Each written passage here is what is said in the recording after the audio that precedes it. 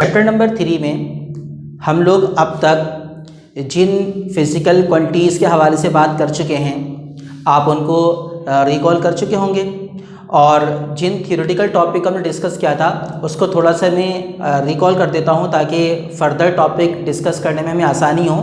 Chapter number 3 जिसका नाम motion यानी कि हरकत है, इसमें हम लोगों ने सबसे पहले काइनेमैटिक्स या कीनेमैटिक्स के हवाले से उसके पैरामीटर्स को समझा था।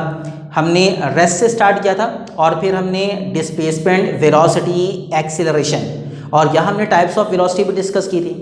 फिर हमने फिज़िकल क्वांटिटी डिस्कस की थी, फोर्स, उसकी क्वालिटेटिव नेचर, उसकी क्वांटिटेटिव नेचर और इफ़ेक्टिव नेचर, न्यूटन के लॉज की सूरत में डिस्कस किया था। फिर इनर्शिया से क्या मुराद होती है वहाँ तक हमने बात की, और फिर हम मैथमेटिकल प्रॉब्लम सॉल्व कर रहे थे। अब हम मज़ीद एक और फिज़िकल क्वांटिटी को डिस्कस करेंगे और इस फिज़िकल क्वांटिटी से रेलिवेंट जो डिस्क्रिप्टिव टॉपिक है उसको भी इन डिटेल डेरिवेशन की सूरत में हमें डिस्कस करना है।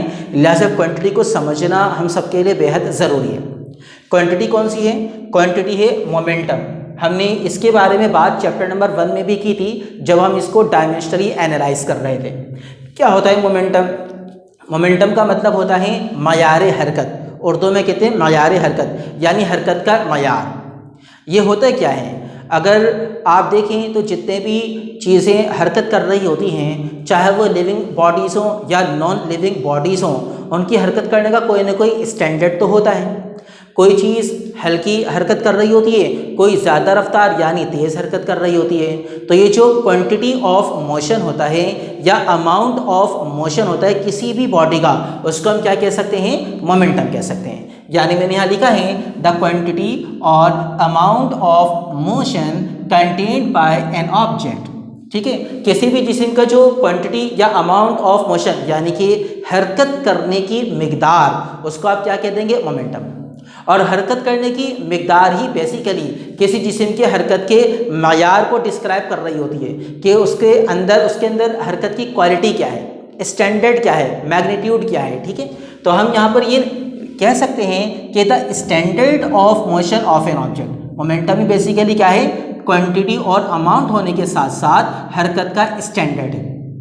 मैथमेटिकली अगर हम किसी भी जिस्म की हरकत को एनालाइज करना चाहते हैं यहाँ इस क्वांटिटी के लिहाज से, तो बुनियादी तौर पर हमारे जहन में दो फिज़िकल क्वांटिटीज़ आती हैं, एक मास और एक वेलोसिटी। तो आप छोटी क्लास में एक और डेफिनेशन पढ़कर आए थे। वो डेफिनेशन क्या पढ़कर आए हैं? The product of mass and velocity of an object, वो भी क्या कहलाता है? मोमेंटम। यानी मोमेंटम की यहाँ पर आपको 3 डेफिनेशंस नजर आ रही हैं, क्वांटिटी या अमाउंट ऑफ मोशन, इसके साथ साथ स्टैंडर्ड ऑफ मोशन, और इसके साथ साथ मैथमेटिकल डेफिनेशन के product of mass and velocity of an object. अब सवाल ये पैदा होता है आपके जहन में, यकीनन ये सवाल आ रहा होगा कि मास और वेलोसिटी के प्रोडक्ट को ही मोमेंटम क्यों कहते हैं? वेलोसिटी और टाइम के प्रोडक्ट को मोमेंटम क्यों नहीं कहते? वेलोसिटी और फोर्स के प्रोडक्ट को मोमेंटम क्यों नहीं कहते? या एक्सीलरेशन और टाइम के प्रोडक्ट को मोमेंटम क्यों नहीं कहते? मोमेंटम में खाली यही दो फिजिकल क्वांटिटीज़ क्यों हैं प्रोडक्ट की सूरत में? तो इसको हम समझने की कोशिश करते हैं मुख्तलिफ एग्जाम्पल्स की सूरत में। फ़र्ज़ कीजिए कि आपके सामने एक 1 to 5 हरकत करते हुए आ रही है और उसकी हरकत करने की मिकदार है 5 मीटर पर सेकेंड, और एक और 1 to 5 आपके सामने हरकत करते हुए आ रही है और उसकी हरकत करने की जो वेलोसिटी है वो कितनी है? 3 मीटर पर सेकेंड। पहली वाली जो 1 to 5 थी वो उसकी वेलोसिटी कितनी बताई मैंने आपको? 5 मीटर पर सेकेंड। और दूसरी वाली 1 to 5 की वेलोसिटी मैंने आपको कितनी बताई? 3 मीटर पर सेकेंड। सपोज कर लीजिए इस कंडीशन को, दोनों 1 to 5 एक ही कंपनी की बनी हुई हैं, दोनों 1 to 5 का मॉडल भी सेम है। इट मीन्स दोनों 1 to 5 का मास क्या हो जाएगा? सेम हो गया। सपोज कर लीजिए दोनों 1 to 5 के अंदर क्वांटिटी ऑफ मैटर यानी मास दोनों का सेम है, लेकिन एक की वेलोसिटी 5 मीटर पर सेकेंड है और दूसरे की वेलोसिटी 3 मीटर पर सेकेंड है। मैं आपसे सवाल करता हूं कि आप सामने खड़े फर्ज कर लीजिए और आपने रोकना है, किसको रोकना ज़्यादा आसान है? तो आप कहेंगे कि सर 3 मीटर पर सेकेंड वाली 1 to 5 को रोकना आसान है। मैं पूछूंगा क्यों? तो आप कहेंगे कि सर उसकी हरकत करने की रफ्तार कम है, उसको अगर आप रोक रहे हैं और उसकी हरकत करने की रफ्तार कम है, तो हरकत करने का स्टैंडर्ड किसका ज़्यादा बेहतर हुआ? 5 मीटर वाले का, क्योंकि उसको रोकना 3 वाले के मुकाबले में थोड़ा मुश्किल है। तो यहाँ से नतीजा अखज़ कीजिए कि अगर किसी चीज़ की वेलोसिटी ज़्यादा होगी तो उसकी हरकत करने की क्वांटिटी, हरकत करने का स्टैंडर्ड भी ज़्यादा बेहतर होगा। तो इसको अगर हम मैथमेटिकली लिखना चाहें तो हम किस तरह से लिखेंगे? फिजिक्स में जो फार्मूले बनते हैं वो फार्मूले बनाना इंतहाई आसान है। मैं चैप्टर नंबर 1 में भी आपको बता चुका हूँ कि सिर्फ फंडामेंटल पॉइंट्स, फंडामेंटल अप्रोच का क्लियर होना ज़रूरी है। आपने खुद कहा कि 3 मीटर पर सेकंड वाली 125 को रोकना आसान है और 125 जिसकी रफ्तार 5 मीटर पर सेकंड है उसको रोकना 3 वाले के मुकाबले में थोड़ा मुश्किल है। तो हरकत की मिकदार या हरकत का मेयार किसका ज़्यादा बेहतर हुआ? 5 मीटर पर सेकंड का। इसी को मैथमेटिकली लिखते हैं तो आप जानते हैं कि मोमेंटम को तो पी से जाहिर किया जाता है, मोमेंटम को पी से जाहिर कर दिया, और चूंकि ये वेक्टर क्वांटिटी है, वेलोसिटी पर डिपेंड कर रही है, तो आसानी के लिए इसके ऊपर तीर का निशान लगा देते हैं। जिस 125 की वेलोसिटी ज़्यादा है उसकी हरकत की मिकदार, उसकी हरकत का मयार भी उतना ही ज़्यादा है। तो मोमेंटम डायरेक्टली प्रोपोर्शनल हो गया वेलोसिटी के, डायरेक्टली सीधा सीधा प्रोपोर्शनल हो गया वेलोसिटी के। तो पहली एग्जाम्पल जो मैंने 125 की आपको दी उससे हमने ये बात क्लियर की कि जिस चीज़ की वेलोसिटी ज़्यादा होगी उसके अंदर क्वांटिटी ऑफ मोशन भी उतना ही ज़्यादा होगा। अब एक और एग्जाम्पल से मास के लिहाज से समझने की कोशिश करते हैं। आपके सामने एक 125 है जो 3 मीटर पर सेकंड की वेलोसिटी से हरकत करते हुए आ रही है, और आपके सामने एक कार है, कार हरकत करते हुए आ रही है 3 मीटर पर सेकंड की वेलोसिटी से। पहली वाले एग्जाम्पल में क्या था? मैंने आपको दोनों 125 की मिसाल दी और दोनों 125 एक ही कंपनी की बनी हुई हैं, एक ही मॉडल है। हमने एज्यूम किया दोनों का मास सेम है, लेकिन वेलोसिटीज अलग अलग थी, एक 5 और दूसरी 3। अब जो मिसाल दे रहा हूँ उसमें एक 125 की वेलोसिटी 3 मीटर पर सेकेंड है, जबकि उसके साथ दूसरी कार है और कार की वेलोसिटी भी क्या है? 3 मीटर पर सेकेंड। इस सूरत में दोनों का मास अलग हो गया। जाहिर है एक कार है और एक 125 बाइक, लिहाजा दोनों का मास अलग हो गया, लेकिन वेलोसिटी क्या है? सेम है। मैं आपसे पूछता हूँ कि दोनों में से किसको रोकना ज़्यादा आसान है? आप कहेंगे कि सर मोटर बाइक 125 को रोकना आसान है। मैं पूछूंगा क्यों? आप बोलेंगे सर वो कार के मुकाबले में हल्की है। अगरचे दोनों की वेलोसिटी सेम है, लेकिन कार के मुकाबले में चूंकि 125 हल्की है, मास उसका कम है, तो उसको रोकना, उसको कंट्रोल करना आसान होगा। तो कार की वेलोसिटी को ख़त्म करना या कार की हरकत को ख़त्म करना 125 के मुकाबले में यकीनन मुश्किल है। तो इस एग्जाम्पल से क्या पता चला कि हरकत की मिकदार या हरकत का स्टैंडर्ड किसका ज़्यादा बेहतर हुआ? उस चीज़ का जिसका मास ज़्यादा है, यानी कि कार। अगर इसी चीज़ को मैथमेटिकली लिखना चाहें तो हम कह सकते हैं कि मोमेंटम उस चीज़ का ज़्यादा होगा जिसका मास ज़्यादा होगा। तो मोमेंटम डिपेंड कर रहा है यहाँ पर मास पर। पहली वाली इक्वेशन ये बता रही है कि मोमेंटम डिपेंड कर रहा है वेलोसिटी पर। दोनों इक्वेशंस आपने हासिल कर ली। दोनों इक्वेशंस की लेफ्ट हैंड साइड आप वाज़ेह तौर पर देख सकते हैं कि दोनों सेम है। लिहाजा मैं इन दोनों इक्वेशंस को कंबाइन कर रहा हूँ और देखते हैं कि फर्दर हमारे पास क्या सूरत हाल सामने आती है।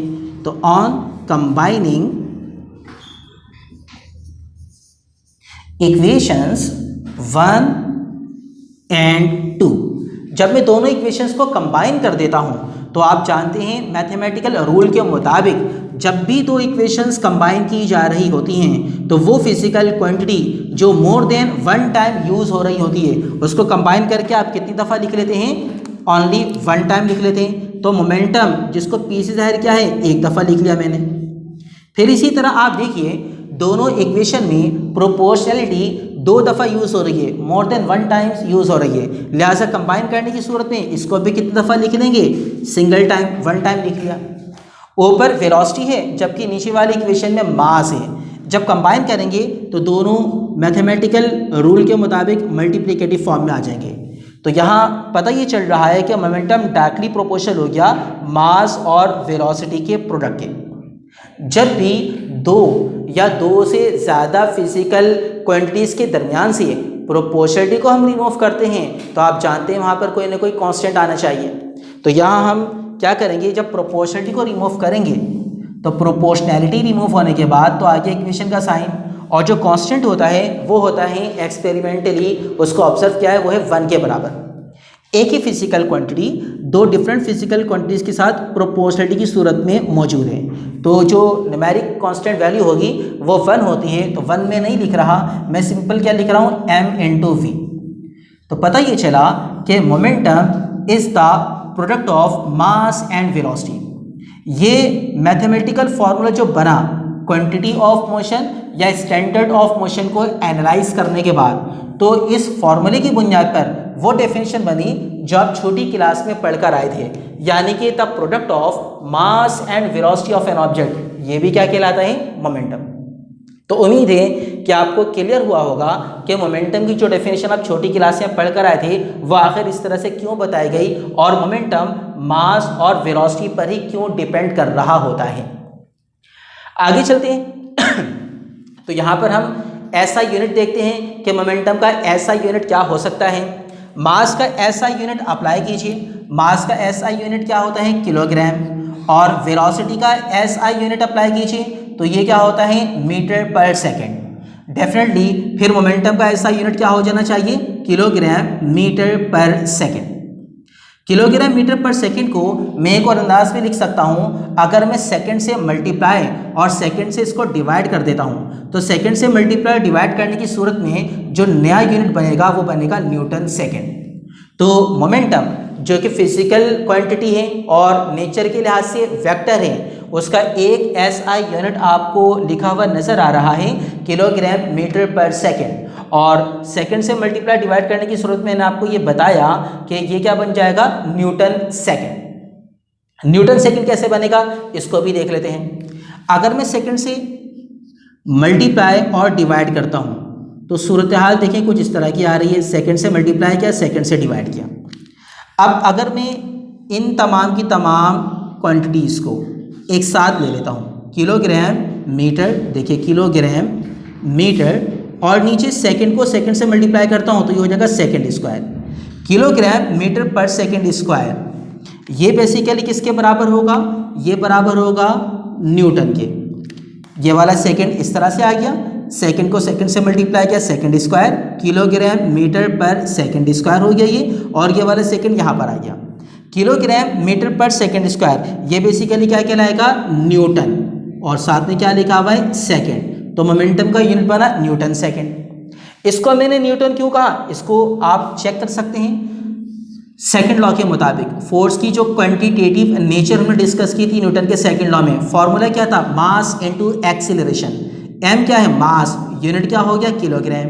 ए क्या है, एक्सीलरेशन, यूनिट क्या हो गया, मीटर पर सेकंड स्क्वायर। किलोग्राम मीटर पर सेकंड स्क्वायर जो फोर्स को रिप्रेजेंट कर रहा है, तो इसको हम क्या कह सकते हैं, न्यूटन। ये वही न्यूटन है जो यहाँ पर आया है। और सेकंड जो मल्टीप्लिकेटिव फॉर्म में था वो इस तरह से आ गया। तो मोमेंटम के दोनों यूनिट होते हैं, एक किलोग्राम मीटर पर सेकेंड बाय फार्मूला, और अगर आप सेकंड से मल्टीप्लाई डिवाइड करते हैं तो यूनिट क्या बन जाएगा इसका, न्यूटन सेकंड। ये यूनिट याद रखना बहुत ज़्यादा ज़रूरी है, क्योंकि मैथमेटिकल प्रॉब्लम्स और ख़ास तौर पर डायमेंशनली जब आप एनालाइज कर रहे होते हैं मुख्तलिफ फिजिकल क्वांटिटी को, तो वहाँ पर यूनिट का ही सारा का सारा रोल होता है। तो मैं उम्मीद करता हूँ कि मोमेंटम का बेसिक कॉन्सेप्ट जो आप छोटी क्लास में पढ़कर आए थे, जिसको आज हमने रिवाइज किया है, वो आपको समझ आ गया होगा। नेक्स्ट टाइम जो हमारा टॉपिक होगा वो इसी टॉपिक से रेलेवेंट होगा। हम law of conservation of momentum की स्टेटमेंट को बाकायदा तौर पर प्रूफ करेंगे। जो मैथमेटिकल इक्वेशन आप पढ़कर आए हैं छोटी क्लास में, वो इक्वेशन कैसे बनी और उसके कॉन्सेप्ट्स क्या हैं, उसको हम इन डिटेल इंशाअल्लाह अपने नेक्स्ट टॉपिक में ड्राइव करेंगे और कॉन्सेप्ट को समझने की कोशिश करेंगे। तो स्टडी करें अच्छे तरीके से, और जो जो क्वेश्चन जहन में आए वो नोट करते रहें और मुझसे डिस्कस करते रहें। Thank you.